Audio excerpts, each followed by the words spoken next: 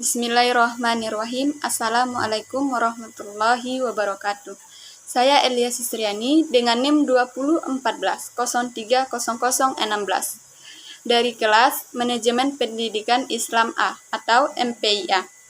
Baiklah, di sini saya akan memaparkan materi saya, yaitu tentang pengertian, kedudukan, dan fungsi manajemen laboratorium pada mata kuliah Manajemen Laboratorium. Baiklah, yang pertama, pengertian manajemen laboratorium. Laboratorium, disingkat lab, adalah tempat riset ilmiah, eksperimen, pengukuran, atau pelatihan ilmiah dilakukan. Nah, laboratorium biasanya dibuat untuk memungkinkan dilakukannya kegiatan-kegiatan tersebut secara terkendali. Laboratorium juga merupakan sumber belajar yang efektif untuk mencapai kompetensi yang diharapkan bagi siswa, untuk meningkatkan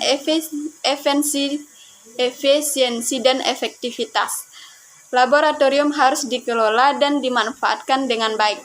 Sebagus dan selengkap apapun suatu laboratorium tidak akan berarti apa-apa bila tidak ditunjang oleh manajemen yang baik. Oleh karena itu, untuk mengoptimalkan fungsi laboratorium perlu dikelola secara baik untuk kelancaran proses belajar mengajar.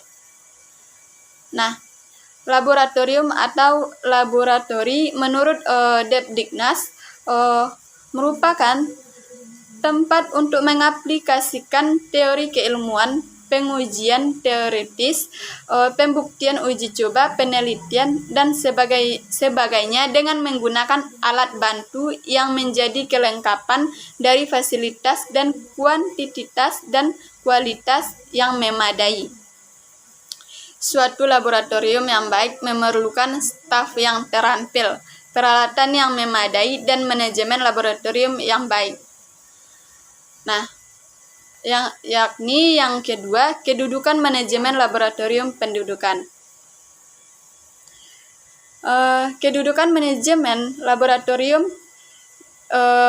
pendidikan yakni dikemukakan pada PP nomor 19 tahun 2005 tentang Standar Nasional Pendidikan pasal 2 ayat 2 serta pasal 43 ayat 1 dan 2.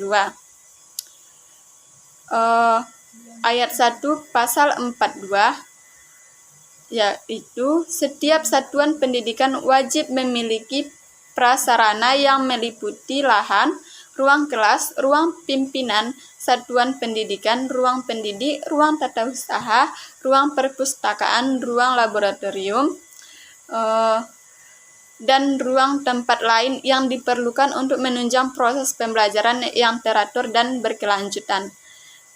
Yang kedua, pasal 43, standar keragaman jenis peralatan laboratorium ilmu pengetahuan alam atau PAI, laboratorium bahasa, laboratorium komputer, serta pada satuan pendidikan dinyatakan dalam daftar yang berisi jenis minimal peralatan yang harus tersedia. Nah, untuk meningkatkan efisiensi dan efektivitas, laboratorium harus dikelola dan dimanfaatkan dengan baik. Sebagus dan selengkap apapun suatu laboratorium tidak akan berarti apa-apa bila tidak ditunjang oleh manajemen yang baik.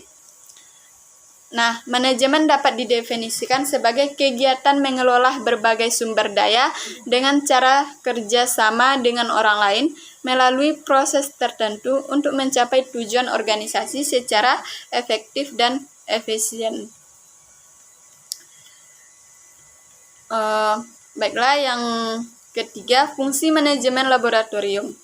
Nah, fungsi manajemen laboratorium yaitu ada 4. Yang pertama, perencanaan, dan yang kedua, pelaksanaan, yang ketiga, pengawasan, dan yang keempat, pengorganisasian.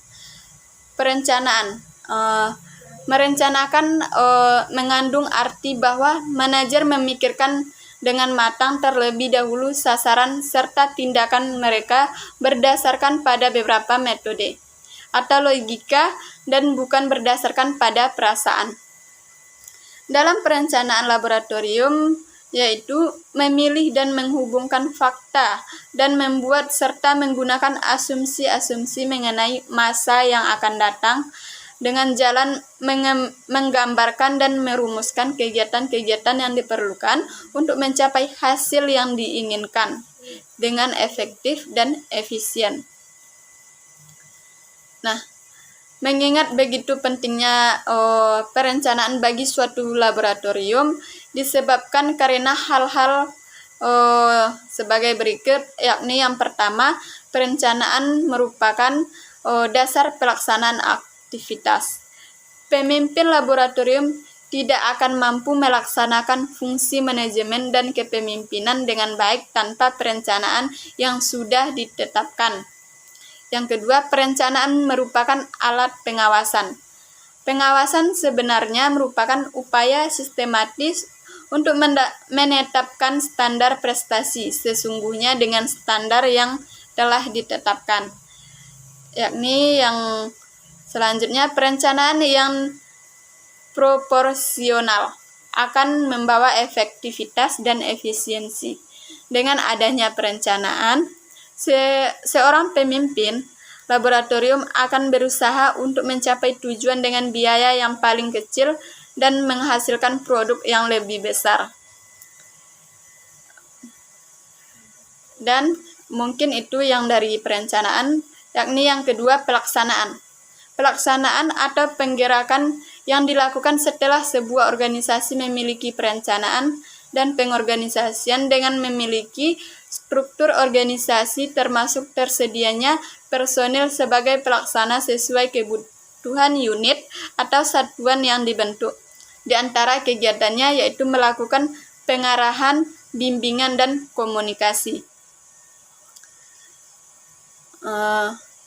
Adapun langkah-langkah pelaksanaan kegiatan laboratorium, yaitu yang pertama, awal semester sebaiknya menyusun program semester atau tahunan sesuai kegiatan lab yang telah ditangani kepala. Dan yang kedua, setiap akan melaksanakan praktikum, sebaiknya mengisi format permintaan atau peminjaman alat atau bahan yang kemudian diserahkan kepada laboran minimal seminggu sebelum pelaksanaan, sehingga laboran secara dini dapat mempersiapkan dan mengecek tidaknya alat atau bahan yang dibutuhkan.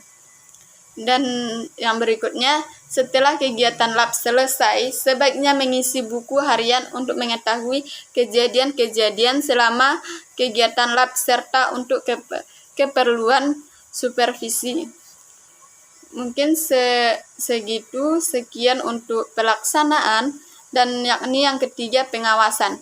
Nah, pengawasan atau sering disebut pula supervisi ditentukan oleh apa yang telah dilakukan, yaitu evaluasi terhadap tindakan dan bila perlu menggunakan pengukuran koreksi sehingga tindakan tersebut sesuai dengan rencana kegiatan pengawasan yang dilakukan oleh pengelola laboratorium. Yakni yang terakhir, yang pengorganisasian. Fungsi dari pengorganisasian ini yaitu pengelola laboratorium terdiri atas koordinator laboratorium, kepala laboratorium, teknisi laboratorium, dan laboran. Koordinator laboratorium membawahi para kepala laboratorium yang ada di sekolah.